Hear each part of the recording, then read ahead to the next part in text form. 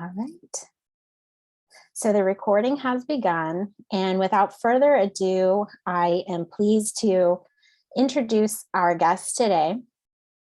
So with us, we have Stephanie Vergara, who is a musician, event producer, and public speaker from Austin, Texas. Over 14 years, Stephanie has amassed a unique level of experience in various sectors of the music industry.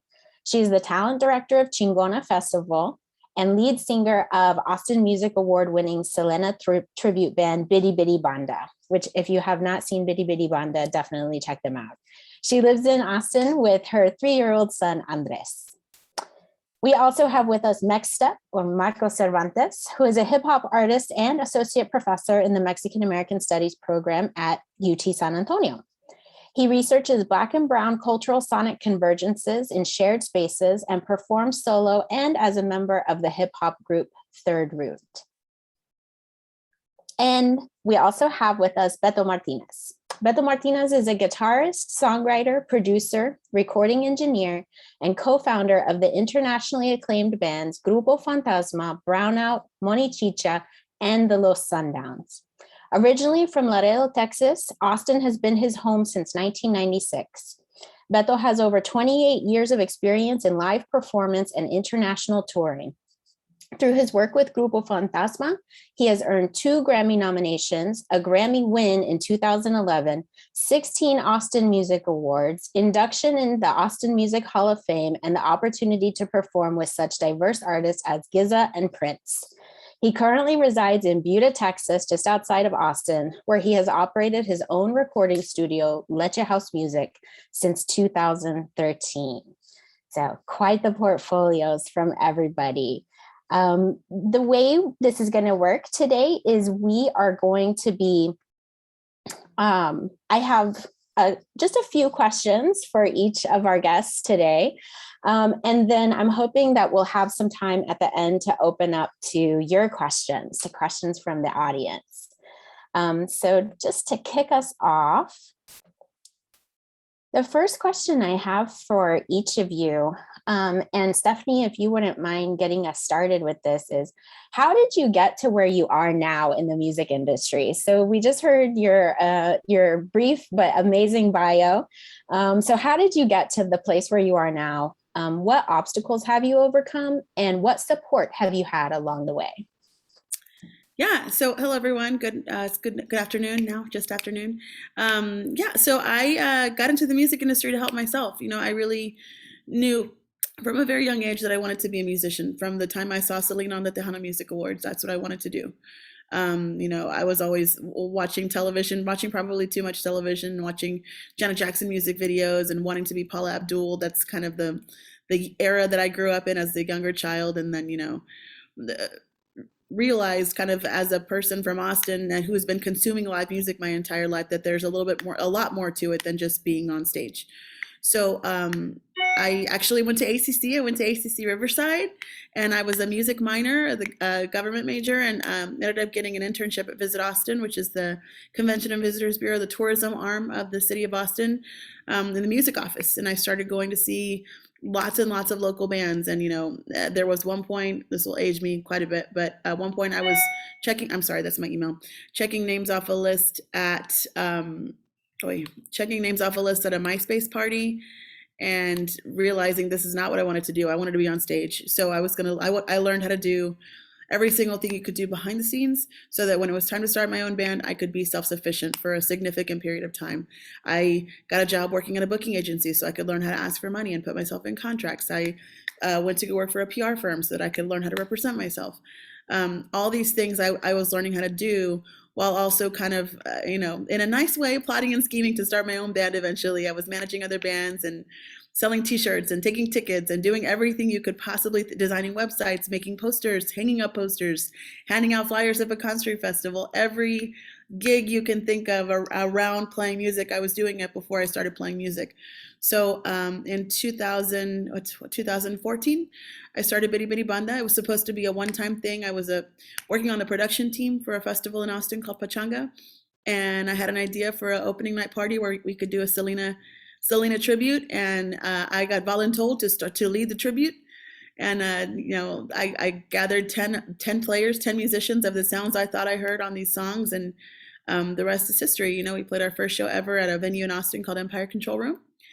And it was sold out. And our second show, we played against Joan Jett at the Circuit of the Americas Formula One Fan Fest. So we really got thrown into it. But the beauty of all of that is that I was an industry person. So I knew who to contact for gigs. I knew how to ask for money. I knew how to get the Austin Chronicle and the Austin American Statesman, who to call to let them know about these shows and to have attention paid to us, and we, have been all over the country from Austin to LA, New Orleans, Chicago, Denver, everywhere in between. And I said this when we won our Austin Music Awards. I'm sure I know Beto was there, but when we tell people that we're musicians from Austin, it means something. There's significant meaning behind that. And, there are other Selena tributes all over the country, but, if you've been to one of our shows, I don't dress up as Selena. We care more about the music being correct than me having all the rhinestones in the right place. So, yeah, that's kind of how I got started and how I ended up where I am now. Overcoming quite a few challenges. I'm not a Selena looking person, so we had to overcome the immediate criticism and the necessary criticism of doing a Selena tribute, especially in places like San Antonio, where the Hana music is perfected. So, we work really hard to make sure that the music is as correct as possible, and gotten tons of support from other musicians who really get what we're doing, especially from bands like Grupo Fantasma, who we played with before. And I've always been able to call Beto if I have contract questions or strange things. So really leaning into that support from our fellow musicians has been key in our success. And it's been really fun. Awesome. Thank you so much. Beto, how about you? How'd you get to where you are now? What challenges have you overcome? As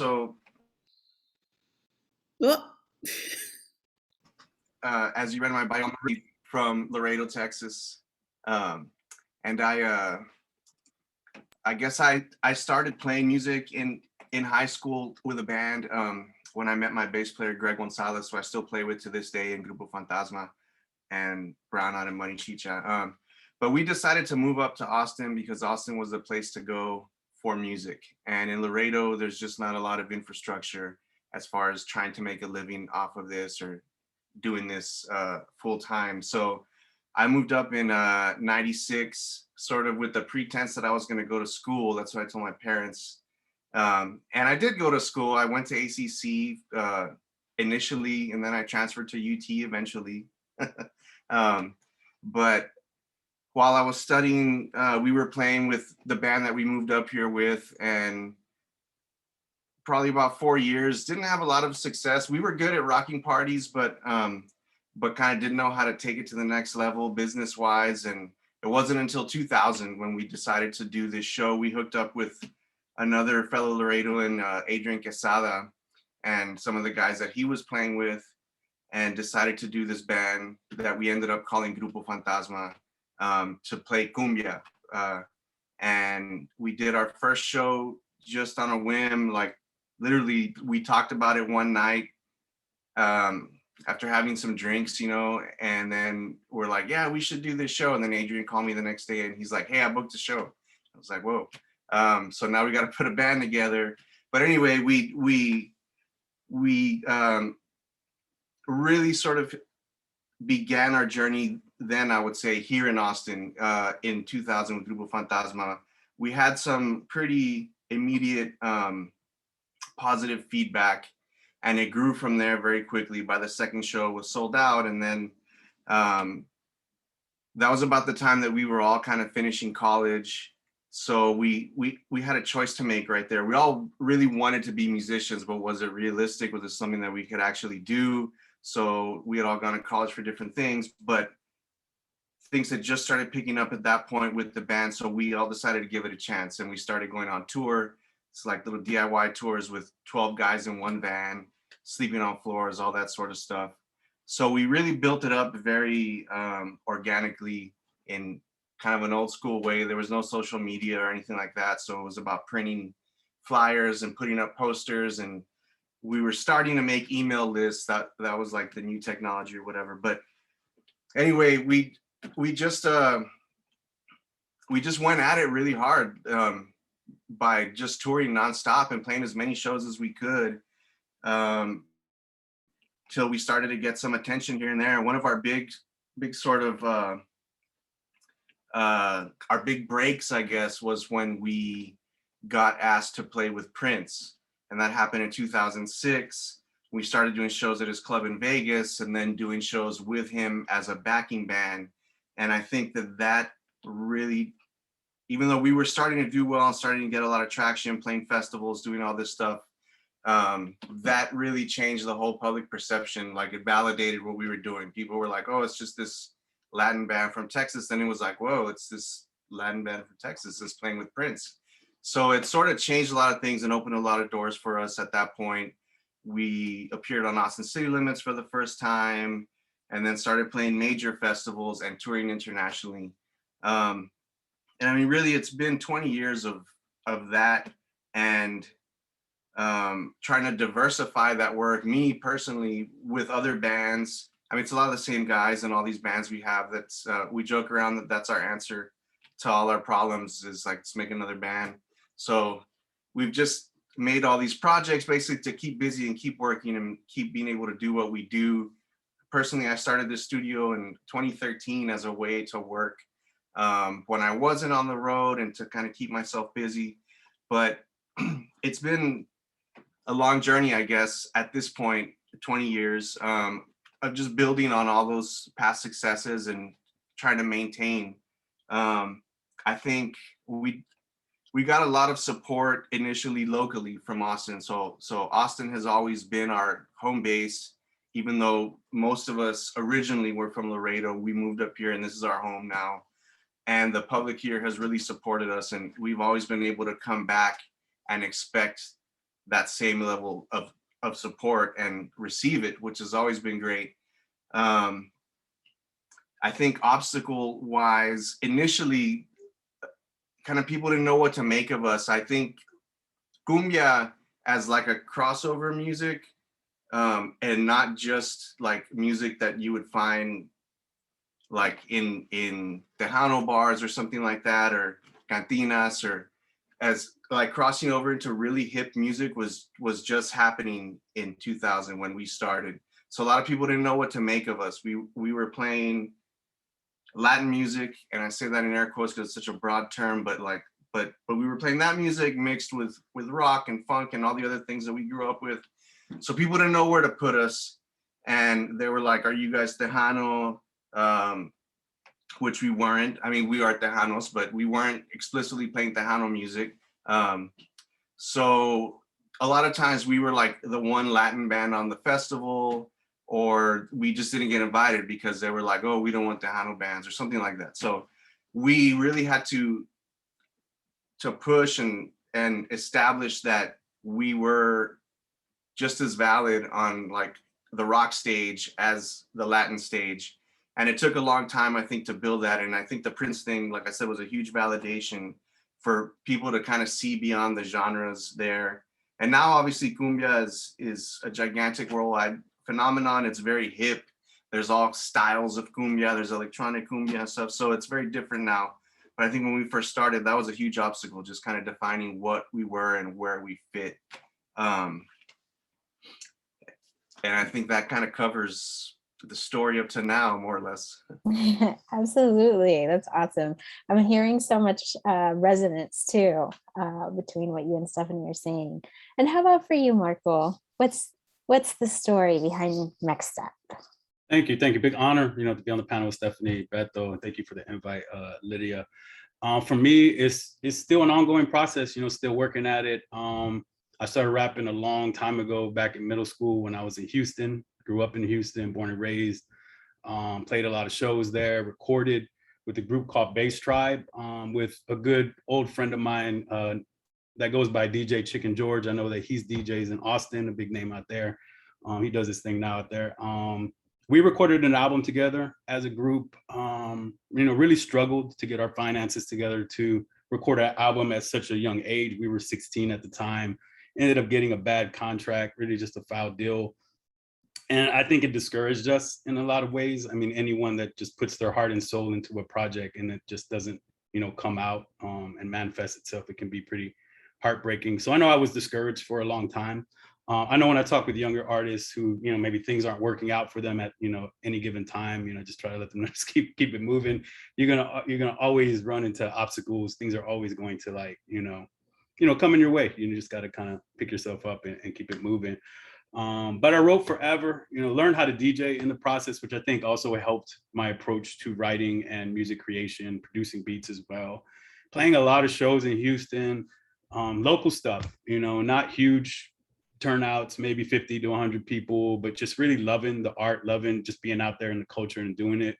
But I was also working on my academic career. So that was also something I was like trying to balance, how do I study, get my work done in the classroom, as well as get out there and do the art thing, and just trying to make it work as much as possible.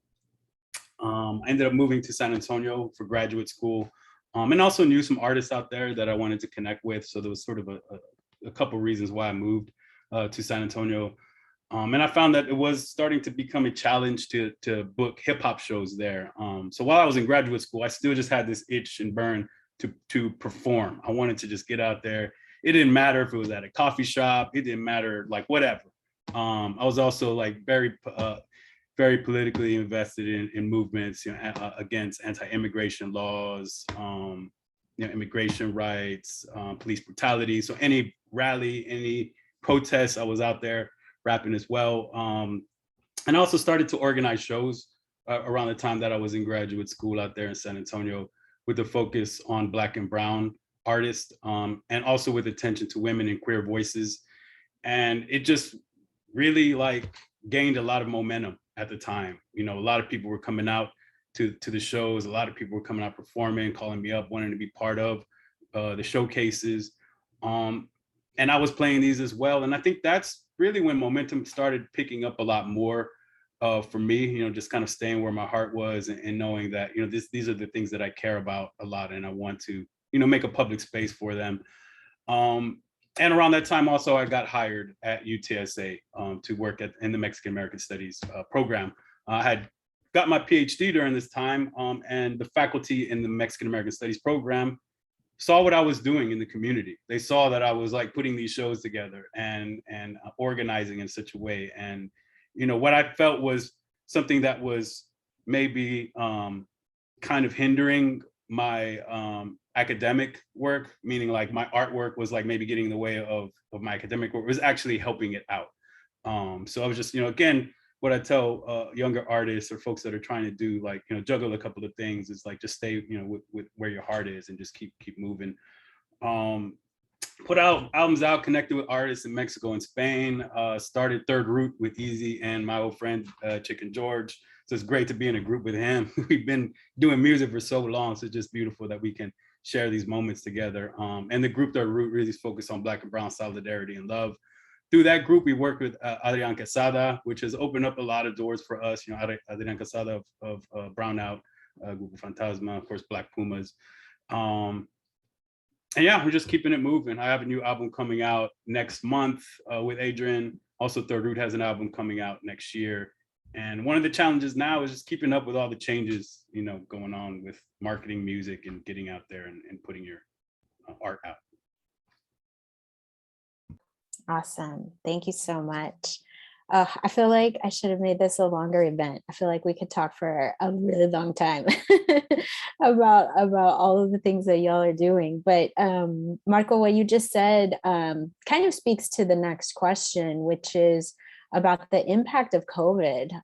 How do you see that COVID has impacted, well, your musical experience, your musical production, but also sort of the Latin music scene in general? And how can people in general best support Latina, Latino, Latinx musicians as we continue coming out of the pandemic? You want to kick us off with that one, Marco? Yeah, for me, it definitely, slowed down shows. It made social media much more important. I can say during this time though, I guess when when the pandemic first started, a few months after, I had major surgery. So I was kind of out for a while. I was out for like 3 months. So I was really just looking online and seeing what was going on. And that kind of gave me an opportunity to really observe the landscape and just see how important social media was, just getting in there and making the most of the situation. I saw just amazing artists doing work in their bedrooms, turning their living rooms into stages, whatever it might be, doing interviews. I felt that that was really important. Around that time, Third Root also released Passion of the Poet. So I think that that was an important release for us, and having that online visibility. So yeah, I mean, I think that social media definitely was important. And I'm thinking about my earlier years, and Stephanie mentioned MySpace, which I remember, like, I had this lit MySpace and I had jumped on it, like, I think at a time when artists were kind of like, some were and some weren't. And I noticed the artists that weren't, struggled a lot more with getting, people out to their shows and events, because it was just a time where your online presence was just critical. And now it's even more so. Like, I mean, it's the most important thing, I think, in terms of marketing, other than, of course, the music creation. But yeah, just seeing how artists are using the online platforms. I think that the way that people can best support Latino musicians is purchase the albums, purchase the merch. I think that's also really important. Is just going to the websites, liking the posts, just being active, in the scene. And now that shows are kind of opening up, coming out, but being safe as well. I mean, that's something, a balance that we've been sort of struggling with as well, is how to be responsible with having events, like outdoor events, and maintaining social distance, and how different that is than, the way it was when we'd be inside and everybody be like in this really tight group, all together, really close. So yeah, it's just, I think supporting as much as possible, because I know that a lot of artists, have been struggling, artists that have just really relied on income from doing shows, from getting out there and doing the thing. So yeah, just support as much as you can. Absolutely. And do you run your own social media too? I do. Yeah, do. I do. Yeah, I run everything. Yeah, just trying to do it all on. Yeah, I mean, I think that's with most artists, running their own social media, because I feel that's also another thing, is that I feel audience wants to know who the person is more than ever. It's so different. There used to be a mystique around an artist, I think, in a lot of ways before, this online dominance. But now I think it's helpful if you run your own thing and kind of give the audience a little glimpse into your life. I'm not the best at it, I'll say. I know other folks that are, they're just so personal with their audience. And I think that really, really helps, because I think that building that audience connection right now is so important. So yeah, I would, definitely say, if you're out there doing the music and wanting to do that, build your audience, is trying to be as personal as possible and let the audience into your life as much as you can. Definitely. Thanks, Marco.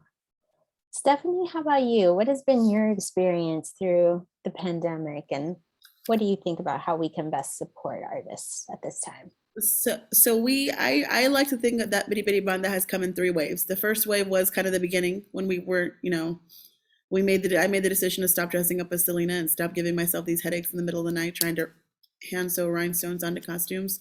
The second wave was post my baby. We made a lot more responsible touring decisions. I didn't have the band in a van for 7 hours, and then ask them to play a show, then ask them to leave and drive 4 more hours. We don't do things like that. Too tired, we're too old. And then the third wave is the impact of COVID, and us realizing the value of our voices off stage. So just like everyone else, I was watching thousands of people close down I-35 in June of last year, in Austin, which had never happened before. In Austin, in my personal opinion, Austin, that line between Interstate 35 on the east side and the west side is one of the, most strikingly racist actions ever made in the city. Like, it's just, there's a huge difference between the east side and the west side. So to see that happening in real time, although I was not there, I was watching on television, it was deeply impactful. I played a show in Houston the next day. It was one of our only shows last summer. And I was in my hotel room and I'm looking at my phone like this. And I'm like, we're going to put a diversity clause in our contracts. So like Beto briefly mentioned, I don't want to put words in his mouth, but we, we are the Hano band, but we're a Selena tribute. Everyone knows Selena. We are frequently called to be that band, to be your Latinx representation at your festival, or to do your Latin night at your country club 3 times a year, once a year, you test it out. And we don't need to do that anymore. We realized, I keep saying we because I have had many, many conversations with the other 5 men in my band about this, and we're all on the same page. And if we're not, we talk about it. But we've had many conversations about the fact that if we're being treated as a token, and we're being treated like, you're going to call us once a year, and you're never going to call us again, and you have no deep investment in our development as a band or in the development of other Latinx bands, we're not going to show up. And if we are in a contract with you, we wrote a diversity clause, and I pulled it up so I could read it because I feel like it's really relevant to the conversation. So what it says is, Bidi Bidi Banda is a collective of performers who embrace the diverse and unique ecosystem of the music community. We believe Black Lives Matter, women should be in positions of leadership, men should be their strong allies, and everyone should be free to love whomever they choose. Bidi Bidi Banda reserves the right to review the past and future booking practices of any live music venue or festival, and to voluntarily sever ties without compensation from any promoter or organization who does not adhere to an investment in hiring musicians of color. So we did that, and I was like, this is going to go one of 2 ways. We're either not going to play ever again, or we'll play all the time. And the latter happened. We play, we've got more gigs than I don't even know what to do with right now. And it's exciting. And, I think if we walk into these spaces with on the right foot and with this, speaking about this very loudly, it's going to continue to get the door open for people who look like us into spaces that they wouldn't normally. So, and what we're not trying to do is cancel venues or be like, they didn't adhere to our policy. If they don't have plans to hire other people of color that month, then we want to pick our own openers, and we will pick everything from drag performers to singer-songwriters who, wouldn't otherwise have a space to perform. So what we're not trying to do is cancel anyone or dive deep into cancel culture or expose anyone for being, anything that they're not. But we do want to make a space for, more musicians of color, more musicians from the LGBTQ community, more musicians from the disability community. So we want to have those conversations, and we want to keep talking about it. And we, the banda, realized we have a platform of 20,000 people who are watching what we do on social media, and we want to use that platform for good. So that work really changed the type of gigs that we get as well. We did. Beto last year was instrumental in helping to facilitate an anti-border wall, I don't know what else to call it, an anti-stop the border wall concert, and we performed there. We love doing things like that, and we are the men who are in the band with me have been with me for almost 7 years now, all of them.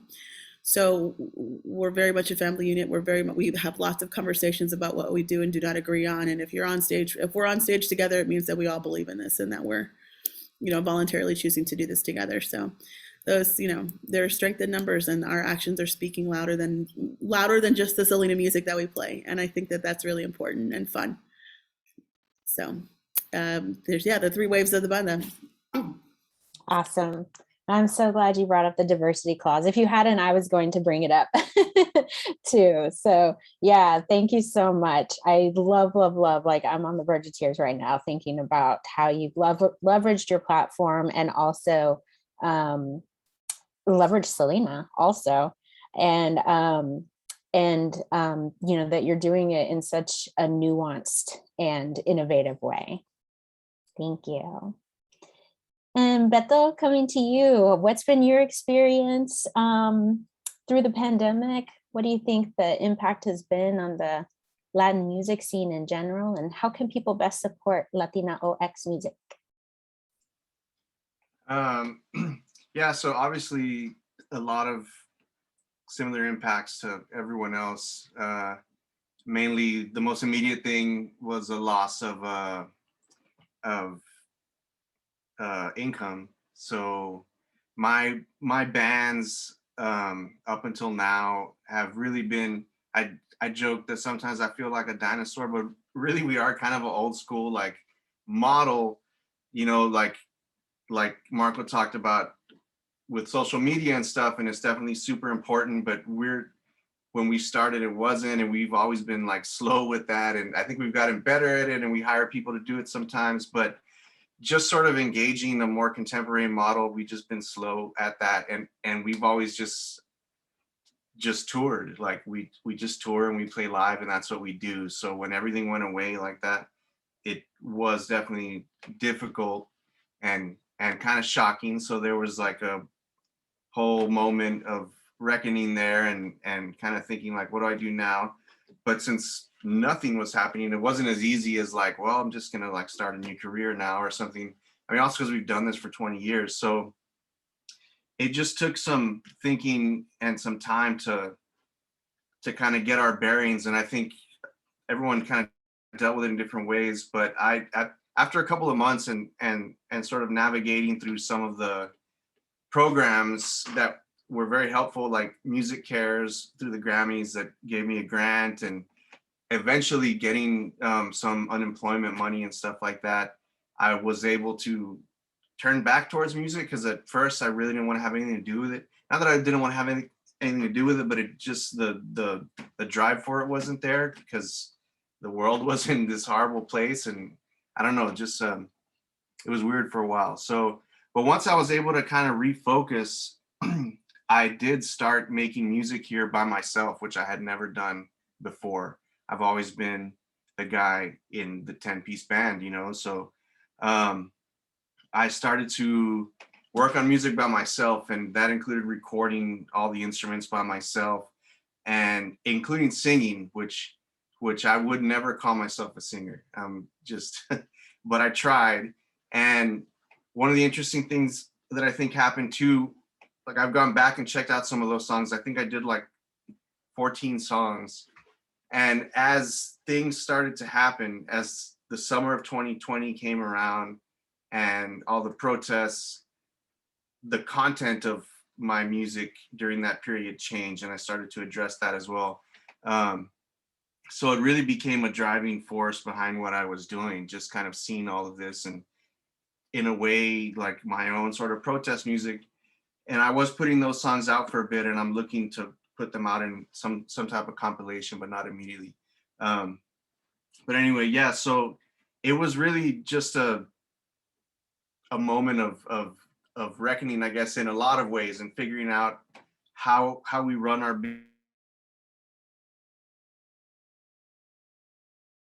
business. And that's still happening at this point. Model looks like it's not as easy as just getting back on the road, because obviously venues also went through a lot eventually, and all of the sort of networks that we had built, some of the pieces there are not there anymore. So it's sort of trying to reimagine how we do this. Part of it is realizing or trying to get more on board with a more contemporary model, which is releasing music more often, and sometimes just digitally rather than making like vinyl or things like that. So sort of just reimagining the whole business of what we do and finding ways to continue doing it. I came to rely on my studio a lot as things started to open up, as people started getting vaccinated and we got more comfortable with getting together in person. I started working here a lot. And I think as of now, and this is for the first time in 20 years, I'm actually busier here than I am playing live. So it really was a huge impact in just kind of changing how we did everything as musicians, I think. And I see that across the board with everyone. And some were able to come back faster than others. And there's definitely some that weren't able to come back at all, that just like transitioned into something else. We're like, this has always been kind of a shaky ground in some instances. So I think that was like a lot of people's cues to just find something with more stability. But at this point, we're invested for a long time. So I see myself continuing to do this in one way or another. But I think coming out of it, it's super important, as has been mentioned already, to support artists directly. And if you're hopefully vaccinated and wearing your mask and doing all that sort of thing and feeling safe about the procedures that are in place, go to shows, buy the tickets, and buy the merchandise directly from the artists. Go to their Bandcamp or whatever and buy stuff from them there. You know, I saw here on the chat a question about streaming, and it is super important. Obviously, Spotify is where a lot of people get their music from, but it's like where no artists get their money from. So, so I'm glad that you're able to discover music there and you can listen to it whenever you want, but like use that as the entryway to like discover artists, but then go and support them personally. It's super important. It's unfortunate that we kind of have to play ball with that model, because that box has already been opened. Those billionaires that run it probably aren't going to share the money, but that's where everybody goes to find their music. So we have to play ball with it, but hopefully people can start to realize this, especially when a lot of the income disappeared over the pandemic. People can start to realize how important it is to directly support artists and not just go stream the music. So I think that's really huge, and just in terms of making sure that the artists you love continue to be able to do what you love for them to do. Mm-hmm. To that point, you know, in terms of like real time playing, I actually released some solo music in July of this year, and the producer who produced my song, he's, you know, has a great singer and he's played in plenty of bands. He's actually taking a break. He's like, I can't handle the stress of like jumping back into playing again. Like he's just, you know, after almost 18 months, he feels like a different person. He's like, I'm not going to play anymore. He just wants to produce. He just wants to make music at home. And, you know, I luckily, you know, his change of heart really worked to help me in releasing a song I wouldn't have had the time or the energy to do by myself. So there's that. And, you know, in terms of supporting artists directly, musicians were the first people to be asked to stop working, and they'll be the last ones to go back to work in any regular capacity. So, you know, look at what your favorite musicians are doing. They may be streaming on Twitch. They may be, you know, playing with other bands, maybe producing at home, doing other things. Just keep track of what they're doing. And, you know, it's an interesting thing to see how much a musician, because musicians are people, how much people are willing to divulge about themselves day to day and what they're doing. But, you know, even if it's coming in slowly, just keep an eye on it. You know, you never know when someone's going to be like, hey, I'm filling in on this show, or I'm DJing at this event, or I'm streaming on Twitch tonight, or I'm collaborating with this artist, or you know, you just keep an eye on it. And, you know, with the unique income streams, you know, comes unique ways to support. So just keep an eye on what people are doing. Thank you so much. And thank you, Beto, for sharing your experience. Honestly, I never would have imagined the struggle that you described, you know, from seeing like everything that Grupo Fantasma is doing and Brownout is doing and Monichicha are doing right now. So I'm really excited that you've gotten to kind of embrace this new space and new headspace that y'all are in. Beto, we'll come to you to kick us off with the last question, which is just what advice would you give to up and coming Latino, Latinx, Latina musicians? The advice that I would give, I think, would be to, I guess, embrace your identity. It's important. Don't try to pretend to be anyone that you're not or that you think you should be. Just really be true to where you come from and let that inform your music and your image. But also I think there's some more just sort of practical considerations as far as the business goes. Like I think things that I've learned recently too, like I was just mentioning,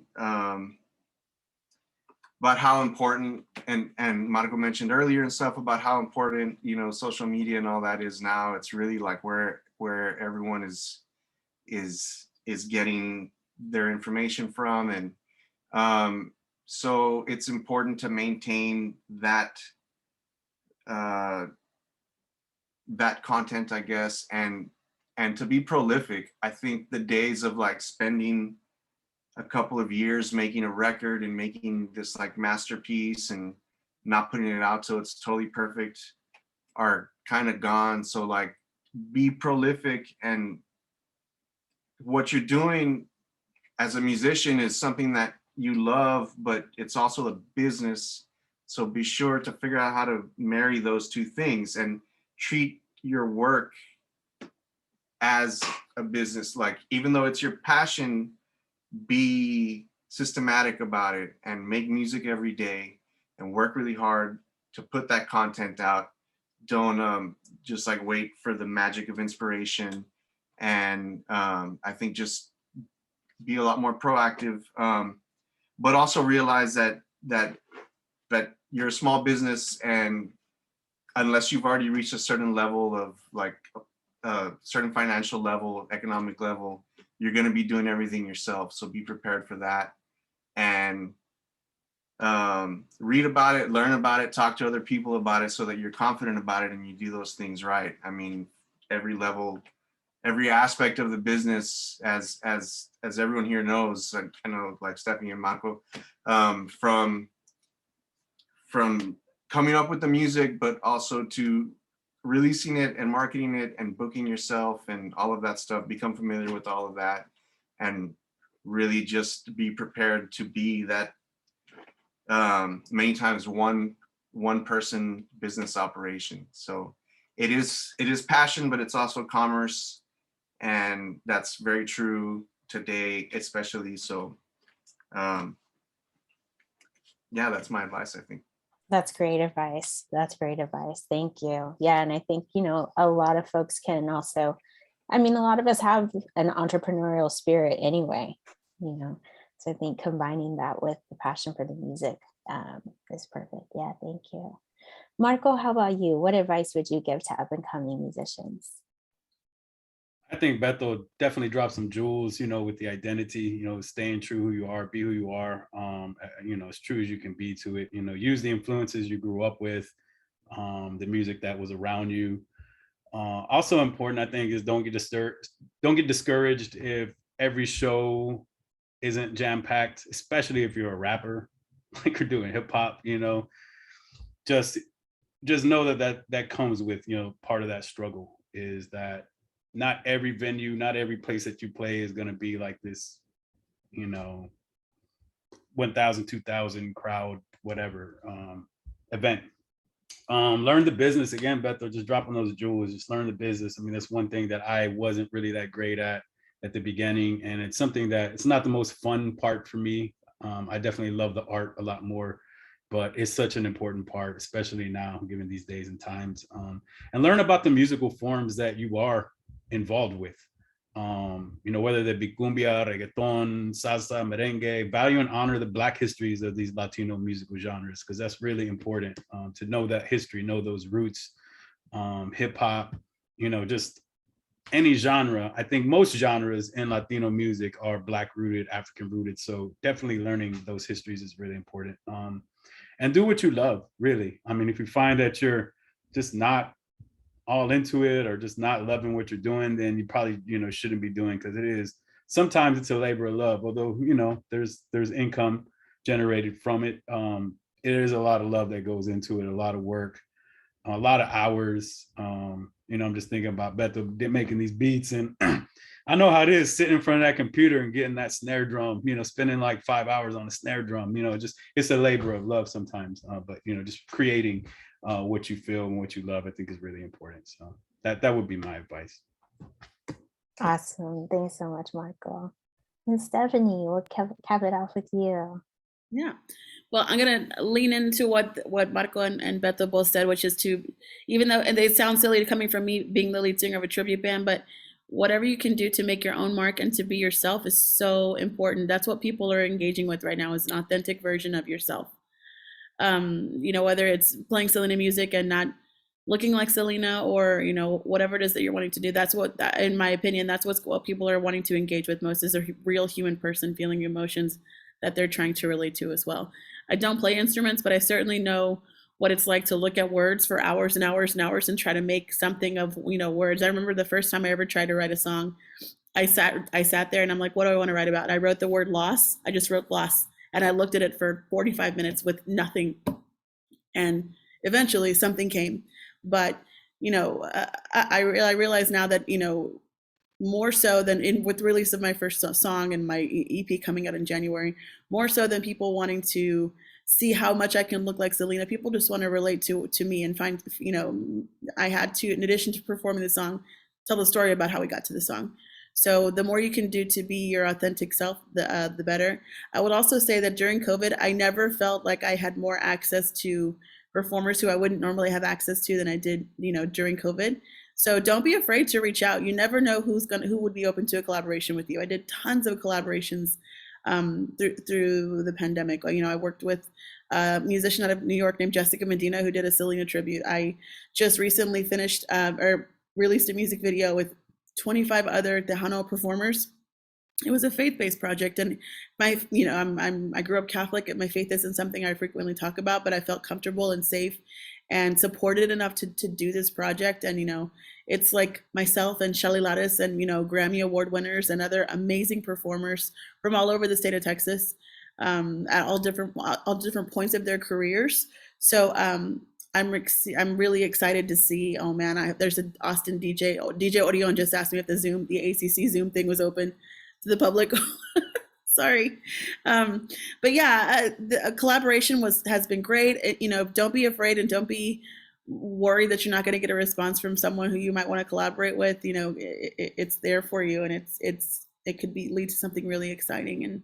And yeah, try to be as much of your authentic self as possible. Don't be afraid to create, and don't be afraid to reach out to someone who you want to collaborate with. Everyone's looking at their DMs, even if they act like they're not, they totally are. So there's that. Awesome. Well, thank you all so much. This has been amazing. And we still have about 10 minutes that we can open up for questions from the audience. And thank you, Steph, for putting those handles in the chat and the contacts. Yeah, so what about y'all? Do y'all have any questions? You can put them in the chat, or if you have mic access, you can unmute yourself and ask your questions directly.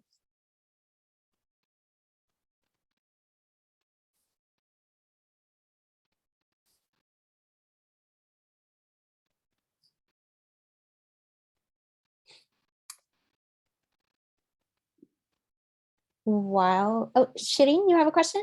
Go for it. I do have a question. Thank you all so much. All I want to do the rest of the day is listen to your music now.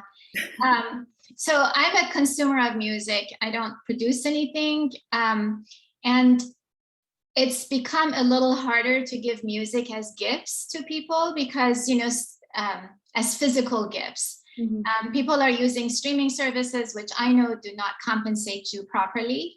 And a lot of people, myself included, we don't have CD players anymore. We don't use them. Mm-hmm. But we do, more and more people have moved toward buying record players to play vinyl. And while y'all were talking, I just searched online to see how can I purchase your music in a way that I can give as gifts to people. So if there is no vinyl, what's the best way to support you as we're either consuming your music ourselves or we're giving your music to others as gifts? I know that for myself, since we don't record the music, we don't record the Selena music, we sell the merchandise. If you see a t-shirt that says Bidi Bidi Banda, you know exactly what that is. Beto did a drop. Hi, Orion. Beto did a drop of his shirts, his Lechehouse shirts, and I bought one right away. So buy the merch. But Marco just put his link in the chat. Buy that merch. There's other ways you can do it. Support the stream. Usually, if you're doing any kind of streaming in a regular capacity, you've got your Venmo up, you've got your PayPal, you've got your ways to pay people in that regard. So I'm wearing my Lechehouse shirt to ACL on Sunday. I already have my outfits picked out. Yeah, there's a platform called Bandcamp, which has been around for a long time for independent artists to post their music.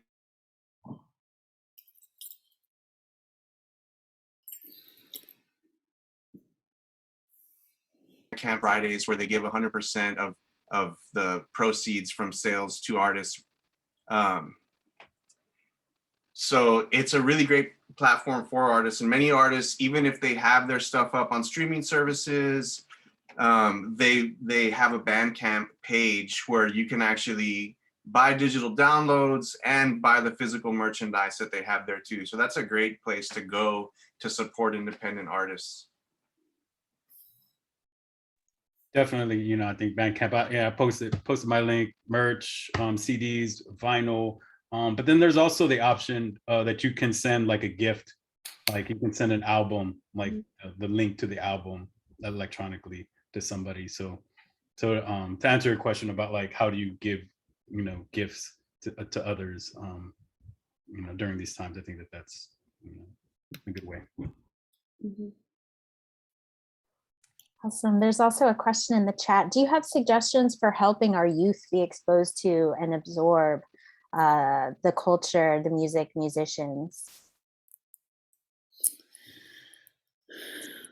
Oh man, I as a person who grew up in Austin and you know and who's raising a tiny Texan myself, it's all I've been conditioned my whole life to just consume live music. The first concert I don't even remember the first concert I've ever been to, but I know that my parents were taking us to Aquafest and were taking us to Cinco de Mayo celebrations at Fiesta Gardens, and you know it's conditioned in myself and I think my younger brother to just absorb music. There, if you go to our social media, there's a picture of my son on stage with me playing his first show this past Saturday in San Marcos. We played the Mermaid Festival and he's up there with a microphone stand. So just keeping it present in the lives of these kiddos. I'm not sure if you meant like that young, my son's 3, but he just, you know, always talking about it all the time, always exposing kid. My son's been to drag shows. He's been to, you know, concerts. He's been on stage, you know, just keeping it present for the kiddos is huge for sure.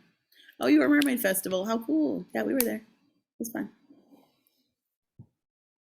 Yeah, I would say the same thing as Stephanie, you know, exposing your kids to as much, you know, live music or, you know, listening to music in the house. That's how I learned a lot, you know, learned a lot about cumbias, norteñas, soul, old R&B. Like, I mean, all of that music was just such a part of my identity. And I feel it was much because my parents were playing that music in the house, or taking me to concerts, live shows. So yeah, it's interesting. It's always been interesting to me that like that's the first music I ever listened to. Emilio Navarrete, Tejano music from San Antonio. It's the first music I ever heard, and much of the world it's never been heard of. No one knows what it is. So I always thought that was really interesting because, you know, in my mind, David Ligarciolos Musicales is one of the best bands there ever was. Los Bookies is an incredible band, but there's parts of the world who'd never heard of them. So I always thought that was interesting. And I'm sorry, I didn't mean to interrupt if someone was going to say something else, but yes, that's to that point. No, yeah, I was going to just agree with you guys. Yeah, just try to expose them to the music as much as possible. And like I have 2 kids that are becoming teenagers now, and this will inevitably happen. I've like played them what I thought was good music and important music their whole lives, and then as soon as they start like going to school, they start listening to like the pop music that I don't particularly like, but that's fine. It was the same with me growing up. Like growing up in Laredo, I was surrounded by Tejano music and cumbia, and like cumbia norteña mostly, and I kind of rebelled against that. I didn't like it, and I got into heavy metal, but I came back to it because it was there.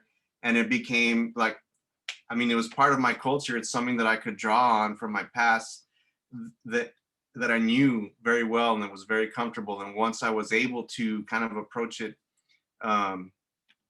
with just a wider perspective, then I really wanted to come back to it and I delved into it. So I think if you instill that early on, that could eventually happen as well.